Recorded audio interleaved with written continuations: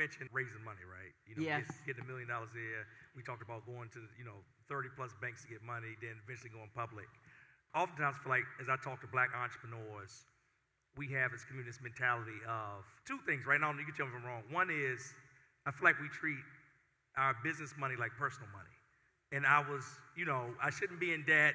I shouldn't do this. I shouldn't do that. And then the other side of it is I feel like we want to own the whole thing.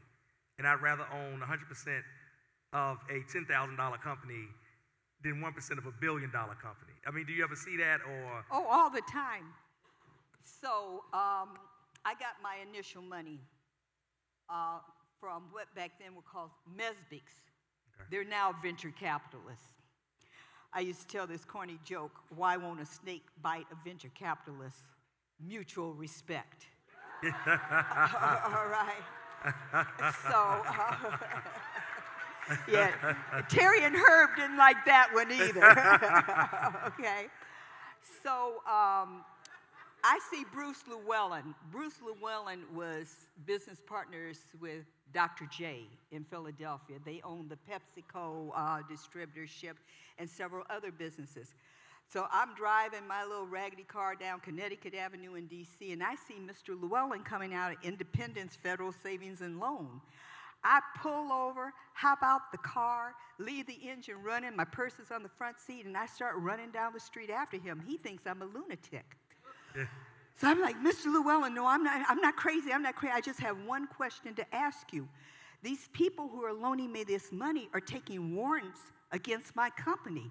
They have warrants against 49% of my company. And it doesn't make sense to me because if I do better, they get more. Why would I be encouraged and inspired to do better when they have these warrants, which means they take out my success?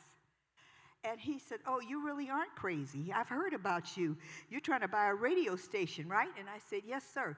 So he said, well, let me just start off by saying you can't leave your car running and your purse on the front seat. He said, that's my first piece of advice. He said, my second, I'll walk back to the car and give you. So he got in my car and he said to me, you have $1 million? I said, no, sir, that's what I'm trying to borrow. He said, so the people with the $1 million, they can, provide it to you. They should just give it to you. And I said, well, no, sir, but I had to put up my house. I said, I didn't mind putting up my house and doing what I had to do, but it's the warrants that I hate. And he said, young lady, when you do well in your business, and I have a feeling you will, when I saw you running down the street like you were a crazy woman, I realized that you were willing to do whatever to get an answer to this question. And you have to be unafraid to express your lack of knowledge on something, your ignorance. You have to be unafraid to say to somebody who knows, I don't know the answer to this question. He said, once you start to do well, you'll be able to buy yourself out of those warrants. I've been so free of warrants for so many decades now, I don't even remember, okay? But it was a hard pill to swallow because I didn't understand them. And I thought it was so counterproductive. Why would I want to do better if they're the ones who get rewarded? And that's what warrants are. I haven't changed my opinion of them, but I thank God I ain't got to deal with them anymore. That's good. When we spoke a few weeks ago, I guess 1 or 2 weeks ago, you said something that stuck with me. You said when I started, my goal was not money. My goal was I wanted to write 1,000 checks. Can you talk about that and tell the people about that? I wanted to sign 1,000 checks. I wanted to personally sign 1,000 checks. When I got to 1,000 checks, I was like, whoa, I can't sign 1,000 checks. I'm going to have to get one of those check signing machines because it represented 1,000 people. My goal was to be able to provide opportunity for 1,000 other people. I lived with that goal for a long time and still live with it in a different way. My family has a mantra, and that is the only way for you to do well for yourself is to first do good for somebody else. And that's what that 1,000 paychecks that I wanted to sign said to me. Now that I'm over 2,000 plus, I have learned that it is not possible to run your business and sign even 500 checks, okay, that you have to employ check writing services if it's nothing more than a machine. But it was important to me when, this mixing the personal money issue that you asked a minute ago. We not only are afraid oftentimes of the debt, but we're also afraid that we're missing out on something. We're missing out on getting a new car, or we're missing out on providing a home for our children, for our family. Would you rather leave a house that they're not going to want by the time you die in the first place, or leave them a business that's still generating revenue and cash flow? You want to leave a legacy. You're not missing out on anything. What do young people call it? FOMO, or what it is? FOMO, fear of missing out. Fear of missing out. So many entrepreneurs get derailed and miss their opportunity to go to the next level because they figure that they have deprived themselves. Oh, yeah, believe me, no pain, no gain. That's just not a slogan for working out. That's a slogan for business. You will have to deprive. But there is no greater reward than being a successful entrepreneur, because number one, you control your own destiny. You control your own schedule. You control the lives of whether it's 2 people or 2,000 people. You're responsible for their mortgage. You're responsible. So you cannot be concerned about your own reward. If you're concerned about, am I going to be able to help Joe get little Johnny into college, or buy braces for Susie's teeth, that's the doing good. And then all of a sudden you look up and you're doing well. It took me 7 years of operating in the red. And my first profit statement, I called up my bookkeeper and cursed him out. I said, you made a mistake. You forgot to put the brackets. And I said, okay, the bank's already hassling me. And he started laughing. He said, no, Miss Hughes, you made $400 last year. He said, you are finally in the black. Because I was in a sleeping bag on a floor in my radio station. I was washing up in the bathroom that my employees were going to the bathroom in. And several years ago now, I received an award, and the commentator, the MC, she introduced me as a woman who had been homeless, who had built this communications business. And it was shortly after we had gone public. And I took offense. I'm going to be honest with you. I'm homeless. So I got up there and I tried to correct her. So she was polite. She waited till afterwards. She said, Miss Hughes, did you sleep in a sleeping bag in your radio station? I said, yes. She said, did you have to wash up in a public bathroom? I said, yes. She said, did you not have an address other than your business address? I said, yes. She said, well, I don't want to alarm you, but that's the definition of homeless. I didn't know I was homeless. I'm going to be honest with you. Okay. All right. I was never late for work. I was doing the morning show. I had to be there at 5:30 a.m. It was really convenient because I heard the 6 o'clock crew leaving out as I was going in, and I only had to walk down the hall. And many of those early mornings, I was in my pajamas because I had overslept. But you have to be very careful about not worrying about yourself. Okay, when you're trying to build a business and not worrying about what your best friend now is driving or wearing or doing, okay, you're going to miss out on a lot. But there'll be a day when you can do whatever you want, whenever you want, at whatever time you want to do it. Okay? You don't have to lie about being sick or not feeling good. You say, I ain't coming in today. All right? And the reason I'm paying you all is so that it will carry on without me. All right? And so you make the sacrifice, but you have to really, really understand that if you are the target, if you are the focus of why you're in business, well, you ain't gonna grow but so far.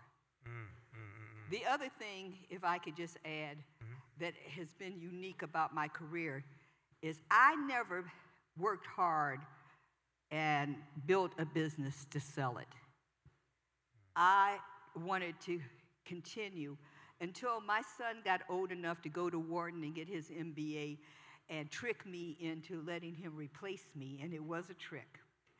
Okay, it was a trick. He told me he wanted to join the Young Presidents Club in Washington, D.C., which is all of the advertising agencies and all of the, folks who spend money with us. And he couldn't do that with his title of vice president. He'd have to be the president. My son ain't joined that club to this day. Okay. I keep asking him. He said, I'm too old now, Mama. I'm almost 60. Okay, I don't need to join it. But you have to really, really, really focus on having a goal bigger than making money to be successful in business. I love it. You just talked about, having bigger goals.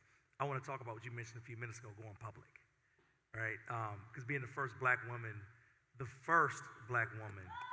to do that, and creating basically a path where there wasn't one already. Like, can you talk a little bit about what that process was like, what led to that, what you were thinking at the time? We would love to know. I'm going to be honest with you. It was graduation day at Wharton. Walking across UPenn's campus, my son says to me, we're going to go public. And I started to trip. I was like, are you crazy? We're a family operation. We're not going public. Because I didn't understand it. Again, I've had to learn with age that you have to be unafraid of your own ignorance. And you have to really be unafraid of your own lack of knowledge, because the knowledge is there. And now with technology, you don't even have to chase a Bruce Llewellyn down a street, and you can go on the internet and inform yourself. But it is always good to have somebody that you can talk to and find out about.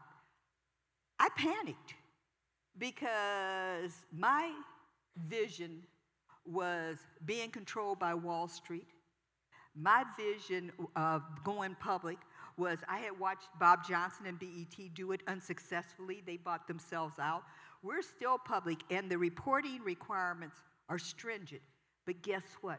The reporting requirements that are required by Wall Street and the Securities Exchange Commission make you look candidly at your company every single solitary day of the week. So it's a good discipline for you to know exactly what's going on. Is it stringent? Yes. But the reality is, my son, he's an only child, and so he spent the time with his only mama explaining to me what he had learned at Wharton about the benefit of us going public, because I was ignorant. I was lacking the knowledge of what it would mean to actually go public. But he took the time and the energy. I did not know that I would be the first woman, black woman, to ever chair a publicly held corporation. Luckily, he replaced me as the operating CEO. He did not replace me on the board. I still run the board, okay? And those of you who might be familiar with one of the markets where my radio station's located in know that I still kind of call some shots about how we operate, even though that's not my title, particularly in the area of community involvement. I am very committed. I don't care how big we get. I don't care how many, Wall Street brokerage firms that we report to. I'm not going to stop my commitment to my people. I want at my funeral for you all to be able to say, she tried her best to make it better for us. That's all I want said. And then you all can have a celebration. But that's what I want my legacy to be, is I tried. Now, whether or not I was successful when Donald Trump became president, I started questioning whether or not it had any effectiveness. But then I come to Atlanta, to the home of Stacey Abrams, and realize I have had an impact. That, okay, Stacey's voice is out there, that I have opened doors for some people, particularly women of color, to really make some changes. So sometimes we get hung up on our ego and we think we're the ones that have to make the change. Sometimes we're the one who opens the door for the one who makes the change. That's good. And you have to understand that. And you have to get past your own ego sometimes. Sometimes that ego will really trip you up and make you think that, oh, well, nobody appreciates me and this and that. I'm the one. I say I will shout it from the top of the tallest building in the world. The reason we're public is my son, not me. All right? Thank God he had young people also. Can I just divert to one more? You all got to let new blood into whatever type of entrepreneur. Okay? Doing it the same way will keep you in the same place for too long. Okay? And then guess what will happen, particularly with technology? A young person will run up on you and take your clientele.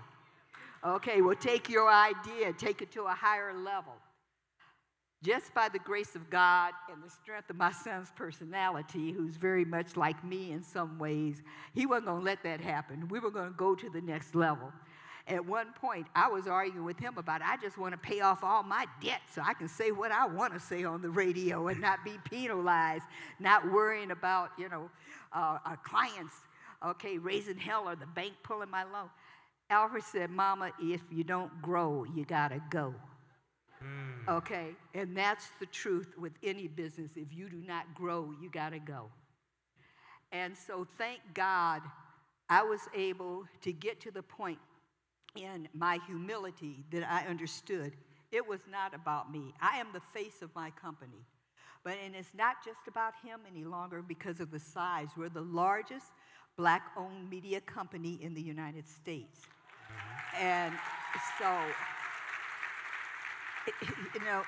it's recognizing the people, the contribution that Tom Joyner made with his company, that he was gracious enough and smart enough to sell to us, all right? And then come to work for us. What D.L. Hughley talks about in our afternoon syndicated programs. What we did on Juneteenth that evening, the color of courage, where we reminded black folks that there's still some neighborhoods in the United States where by law you can't move in. So when I start realizing that I had to get past me, because particularly when you all start giving me applause and awards and things, it was easy to fall victim to my own. You cannot do that. If you want your company to grow, you need to encourage young people to come in, bring you fresh ideas. When my son started telling me these ideas, starting off with he should be the president, I was like, it was just fine the way it was, but it wasn't just fine. Okay, I still would have been probably one of those statistics that at one time there were over 300 black-owned radio stations. Now it's like 110, of which I own 75.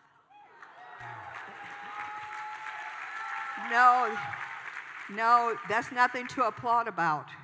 That's scary because black people depend on black-owned media to give them important information from their perspective.